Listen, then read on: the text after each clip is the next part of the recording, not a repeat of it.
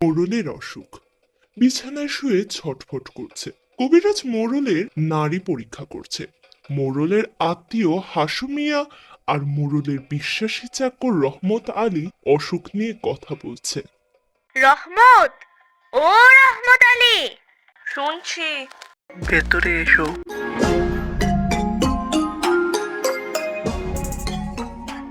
ভালো করে শোনো। ওই কবিরাজ যতই নারী দেখুক, তোমার মোড়লের নিস্তার নাই। অমন ভয় দেখাবেন না, তাহলে আমি হাউ মাউ করে কাঁদতে লেগে যাব। কাঁদো, মন উজাড় করে কাঁদো। তোমার মোড়ল একটা কঠিন লোক, আমাদের সুবর্ণপুরের মানুষকে বড় জ্বালিয়েছে। এর গরু কেড়ে, ওর ধান লুট করে তোমার মোড়ল আর ধনী। মানুষের কান্না দেখলে হাসে। তাই বলে মোড়লের ব্যায়াম ভালো হবে না কেন?